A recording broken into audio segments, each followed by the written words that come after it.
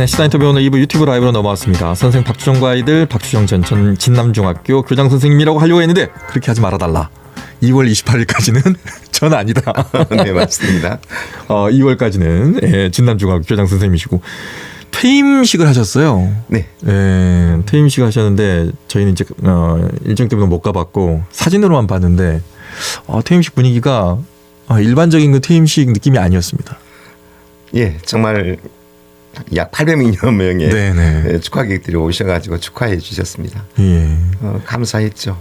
근데 저는 감사함보다 그분들이 저에게 빚을 받으러 온 느낌이었습니다. 저를 많이 도와주셨던 분들이었는데요. 그분들과 함께 축하해 줬지만 앞으로 살면서 저분들에 대한 빚을 어떻게 갚을까라는 부담을 갖게 되었습니다. 퇴임하는 기분은 다른 것은 하나도 이렇게 그 걱정이랄까요, 아쉬운 게 없는데 제 품 안에 늘 안겼던 그 아이들이 이제는 없다라는 생각을 하니까 학교만 출근하면 아이들이 저를 안아주고 품어줬거든요. 서로 안고 지냈었는데 이제 그게 이제 일상에서 벗어나고 대학생들을 만나게 되니까 그게 가장 아쉬웠습니다. 네. 대학생을 안아준답니다. 아무래도 좀 징그러울 것 같습니다. 대학생 얘기하셨는데 퇴임 후에 그럼 대학으로 가시는 건가요? 예, 퇴임 후에는 강주대학교 교양학부 쪽에서 아이들을 가르치게 될 것 같습니다. 네. 그리고 이제 두 번째는 전국에 있는 많은 부적응 학생들이 학부모님들이 애를 타는데 그거에 대한 문의가 하도 많아서 제가 작은 상담 센터를 하나 냈습니다. 그래서 말씀해 주시죠. 예. 예, 비탈이선 아이들을 위한 상담 센터 3월 2일부터 그 중심사 올라가는 입구에 네. 제가 상담 센터를 개설했습니다. 전화번호 등등은 다음에 만들어진 대로 알려드리고 많은 사람들에게 좀 도움이 되었으면 좋겠고요. 네네. 세 번째는 이제 학교 현장에서 그렇게 열심히 노력했지만 많은 아이들이 힘들어할 때 이게 한 축이 부모의 역할이 크다라는 사실을 알았습니다. 그래서 저는 전국 순회 강연을 통해서 학부모 교육과 선생님들의 그 힘 있는 학교 생활을 할 수 있는 선생님들에 대한 강연을 이어갈 생각입니다. 네. 자, 이제 개학을 앞두고 있습니다. 개학을 준비하면서 우리는 어떤 것들을 준비해야 될까? 부모들은 네. 선생님들은 어떤 것들을 준비해야 될까? 얘기 나눠볼까요? 네, 그러겠습니다. 네.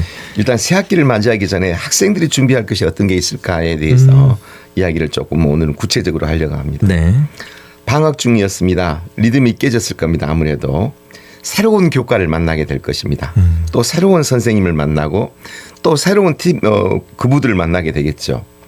더욱 힘든 것은 초등학교에서 중학교로 간 아이들, 중학교에서 고등학교 간 아이들은 더 상당한 낯설은 상황 때문에 스트레스를 많이 받을 수 있는 예민한 시기입니다. 특히 고등학교를 이제 입학한 학생들은 전쟁터에 간다라는 느낌으로 대학 진학 때문에 맞아요. 많이 힘들어할 것 같습니다. 네. 그래서 이번 주에 지금 3월 2일 개학하기 전에 이번 주에는 리듬을 회복하는데 학생들이 이제 시간 하루를 어떻게 보낼까 하는 리듬, 아침에 학교 가는 시간에 맞춰서 일어나고 점심 먹고 하는 리듬을 좀 맞춰줬으면 좋겠고요. 학교가 지금 어떻게 바뀌었을까, 그리고 우리를 맞이하기 위해서 무엇을 준비하고 있을까는 학교 홈페이지에 들어가 있으면 모든 일정들이 나와 있습니다. 네네. 그래서 학교 홈페이지도 한번 방문을 해보면 좋겠고요. 기분 전환을 위해서 공부방도 한번 정리 좀 하고 하면 좋겠습니다. 가장 중요한 것은 이 며칠 남지 않은 이곳에 내가 올 학년 때는 무엇을 어떻게 해보자라고 하는 계획을 수립을 해야 될 것 같습니다. 네. 계획을 수립을 하기 위해서는 제일 먼저 목표가 있어야 될 것이고 1년 계획이 나와야 될 것이고 그다음에 달별 계획을 한번 구체적으로 세워보면 좋겠다라는 생각입니다. 가장 중요한 건 학생들은 학교가 잘 준비하고 있으니까 온몸을 학교에다 맡기고 나는 학교에서 하자는 대로 해보겠다라는 마음을 가지면 좀 편안한 마음이 될 거라고 생각합니다. 네. 이제 저에게도 해당되는 학부모들은 어떻게 해야 되는지. 그렇죠. 예. 지금 이 시기가 가장 학부모님들이 걱정이 되는 시기이기도 합니다. 네, 맞아요. 어떻게 생각하면 아이 이때까지 방학 동안에 꼴 보다가 학교를 가버리니까 더 좋다라고 생각하는 학부모님은 조금 생각을 고치셔야 할 것 같아요. 아이들이 학교를 들어가서 이제 어떻게 학교 생활을 잘 적응할 것인가에 신경을 곤두세워야 될 이야기입니다. 부모님들 걱정은 이거죠. 저 방학 동안 나태한 저 모습을 학교 잘 다니고 있을까? 그리고 아이들하고는 잘 어울릴까? 공부는 잘 따라갈까? 선생님과 관계는 잘 될까? 걱정 많이 하죠. 예, 아이들과는 새로운 아이들과 싸우지 않고 잘 지낼까 이런 걱정을 할 것입니다. 네. 학기 초에는 자녀도 아주 민감한 시기입니다. 그래서 학기 초에는 적어도 3월, 4월까지는 아이의 표정을 좀 민감하게 살펴볼 필요가 있다라는 충고를 해드리고 있고요. 네. 아이들도 극심한 어떤 불안과 걱정을 앞세우고 있기 때문에 자녀와의 이제까지 대화를 잘 안 했다면 아이가 힘들어하는 모습이나 보고 그러면 조그만 위로라도 주면 아이는 힘을 얻게 됩니다. 무관심하거나 야, 다 똑같이 힘들어. 너만 힘든지 알아. 나도 힘들어. 이런 대화가 아닌 오늘 좀 힘들어 보이네. 오늘 좀 피곤해 보이는데 아들 무슨 일이 있었어? 엄마하고 이야기 좀 할까라고 아이가 설령 대화에 응하지 않더라도 이렇게 말해주면 내 힘듦 뒤에는 부모가 있다라는 느낌을 갖기 때문에 아이는 힘을 갖게 됩니다. 그리고 세 번째는요. 학교에 학부모님들 좀 오셔주라고 늘 말을 합니다. 옛날처럼 학부모님한테 원하는 게 없습니다. 지금은. 학교를 이렇게 1년 동안 운영할 겁니다. 또는 자녀를 이렇게 돌봐주세요라는 이야기를 하기 위해서 학교 방문을 해달라고 학부모 방문의 날이 있어요. 이럴 때 보면 학교는 안 오셔도 될 만큼 자주 나오신 분은 계속 오시고 정말로 오셔야 될 분들은 못 나오시는 경우가 참 많아요. 맞아요. 충분히 이해는 돼요. 생업에 종사하다 보니까 쉽지 않겠죠. 그러나 1년에 한두 번 있는 학교 방문의 날은 일부러라도 학교에 가서 담임쌤도 만나보고 자녀의 애로사항도 이야기도 좀 나누고 학교가 어떻게 돌아가는 것도 좀 보시고 하면 좋겠다라는 생각이 듭니다. 그다음에 네 번째는 학부모님 어떻게 해야 될 것이 이 시기가 3월, 4월에 또래 집단이 형성되는 시기입니다. 새로운 아이들로. 그 또래 집단이 어떻게 만나느냐에 따라서 이 아이의 1년 행동이 완전히 좌우되는 시기입니다. 옛날 친구 따라 강남 간단 말도 있듯이 3월, 4월에 또래 집단이 형성되는 시기이기 때문에 어떤 아이들하고 잘 어울리는가도 유심히 좀 봐주셨습니다. 좋겠다는 생각입니다. 그다음에 신경이 예민한 시기니까 서로 릴렉스할 수 있도록 했으면 좋겠고요. 제일 중요한 거. 모든 걸 엄마한테만 맡기고 나서지 않은 아빠 그러시면 안 됩니다. 아버지의 역할이 정말 많이 필요합니다. 특히 그런 이유가 뭐냐면 학교에 보면은요 선생님들의 구성이 남성과 여성으로 비율을 보면 여성이 80, 맞아요. 남성이 20% 정도 됩니다. 맞아요. 그렇기 때문에 남성성에 대한 역할이 많이 빠져 있어서 아이들이 굉장히 나약해지는 모습을 보기 때문에 아버지의 역할을 꼭 해주시기 바랍니다. 네. 아버지의 역할을 하게 되면 자꾸 이렇게 화가 나고. 그러니까 말입니다. 네. 일단은 학습적인 부분도 좀 챙겨야 될 것 같은데 네. 어떤 또 준비를 해야 될까요? 학습적으로 어떤 준비를 해야 되는가에 대해서 지금 학교에서는 새학년 준비기라고 해서 네네. 선생님들이 지금부터 나오셔가지고 아주 치밀하게 잘 짜고 있습니다. 잘 준비하고 있습니다. 아이들을 맞이할 만반의 준비를 하고 있는 거죠. 시간표, 방과 후, 그다음에 위생, 건강, 안전까지 아주 잘 일정대로 잘 만들어 놨습니다. 이대로 잘 따라가기만 하면 되는데요. 제일 큰 게 뭐냐면 초등학생들은 지금 처음에 이제 1학년 들어간 아이 네. 또 고학년에 따라 다르긴 하겠지만 초등학교는 진로에 대한 뭐랄까요 구체적이지 않는 여러 가지 그 진로에 대해서 맛을 보는 시기지만 중학교는 진로에 대한 탐색이 확실하게 좀 들어가야 되고요.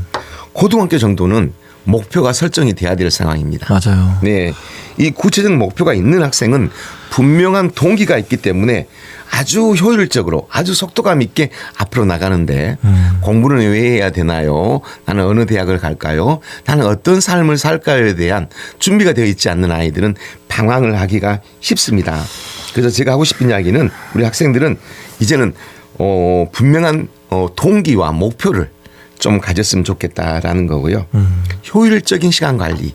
공부를 오랜 시간 공부하는 게 중요한 게 아니라 짧은 시간이지만 효율적으로 공부할 수 있는 마음 자세를 가져야 될 것입니다. 그리고 아무래도 학기 초라서 스트레스를 많이 받게 됩니다. 네. 적절한 운동과 스트레스를 위해서 체력 유지를 위해서 운동을 좀 해 주실 것을 권유하고요.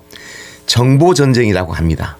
정보를 많이 얻는 자만이 앞서갈 수 있습니다. 예. 그래서 우리가 서울이나 이런 데보다 늘 조금 뒤처진 이유는 정보에 대한 습득 이것에 대한 노력을 좀 더 해야 되지 않을까 싶습니다. 네.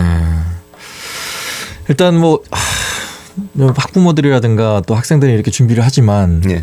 선생님과의 또 현장에 있는 선생님과의 또 쿵짝도 좀 맞아야 되지 않을까 그렇죠. 싶은데요. 네. 예, 선생님들은 또 어떻게 준비를 해주실지도 좀 걱정이 되기도 하고요. 네, 선생님들께서는 무엇보다 3월, 4월 달에는 앞에서 말했습니다만 이합 집산의 시기.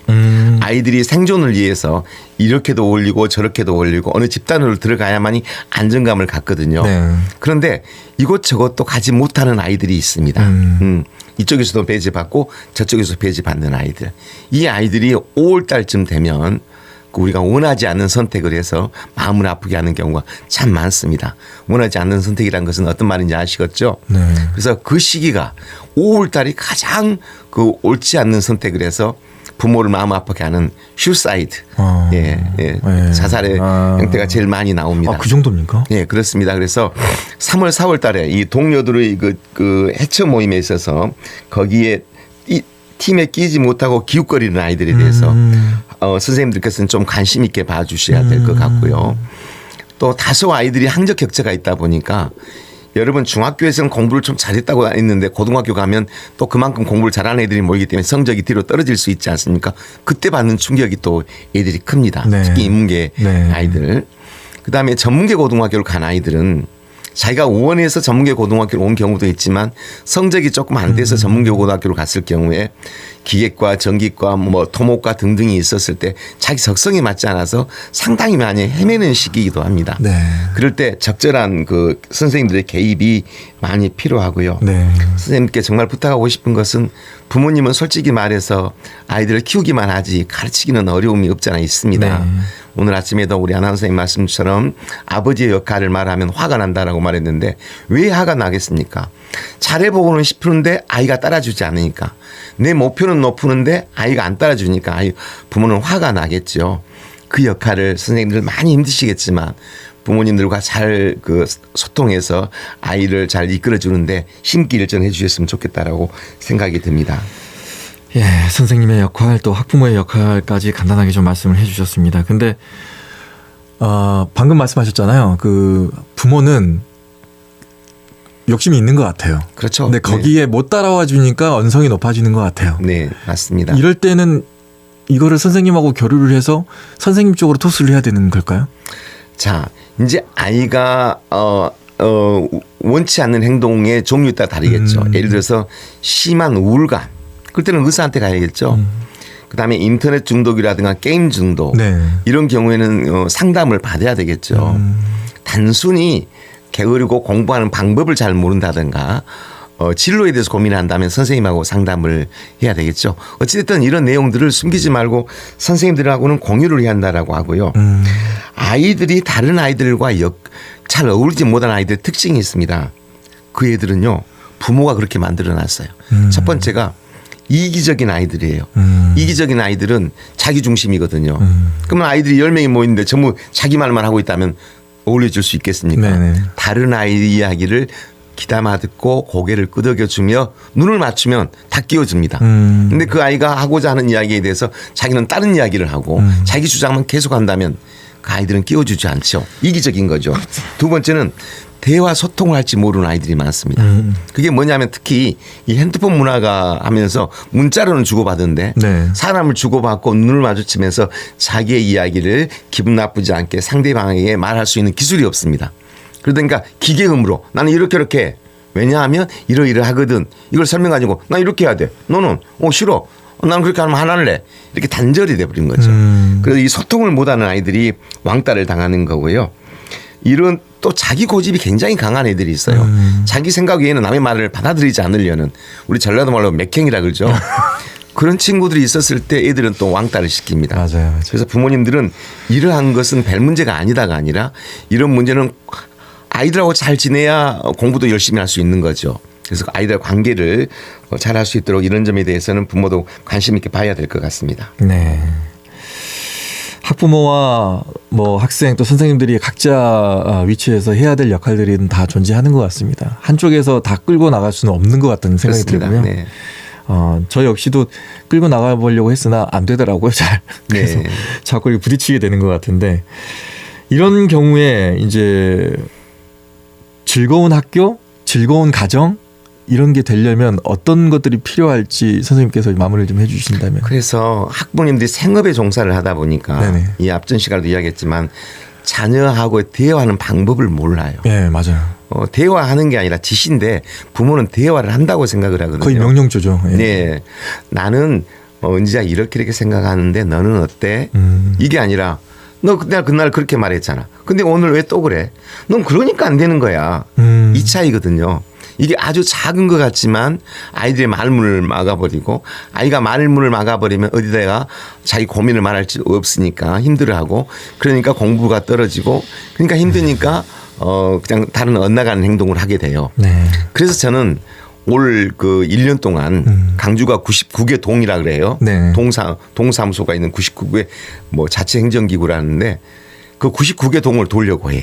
돌면서 정말 자녀 문제 때문에 힘들어하는 부모님들 계시면 어느 곳에 모이십시오. 라고 저녁에 1시간 내지 2시간 제가 강의하고 1시간은 그 뭡니까 자녀하고 대화하는 연습하는 프랙티스 연습하는 그 프로그램을 1년 내내 99개 동을 돌면서 한번 해보려고 계획하고 있습니다. 왜냐하면 이게 되면 자녀와 싸움이 없게 되고 자녀하고 부모가 관계가 좋아지면 아이가 공부를 열심히 하게 되고 공부를 열심히 하게 되면 선생님들은 예뻐하게 되고 태도가 좋으니까 부모님과 선생님이 다툴 일이 없고 그래서 그 일을 한번 해보려고 합니다. 네. 혹시 정부가 해야 될 일도 있습니까? 너무 많아서 네. 어떻게 이야기를 할 수 있겠습니까? 네. 이제 저는 선생님 출신이어서 하는 이야기가 아니라 네. 객관적인 입장을 봐서라도 학교 선생님들에게 너무 많은 짐을 지우시면 안 됩니다. 아. 네. 학교는 에센스, 본질을 가르치고 나머지는 사회 공동체가 함께 아이가 성장을 해야 되는데 이 모든 것을 학교에다가 맡겨버리니까 선생님들도 부하가 걸립니다. 이제 그 역할을 나라와 부모가 조금 나눠주셔야만 됩니다. 이제 그 이야기를 하는데요.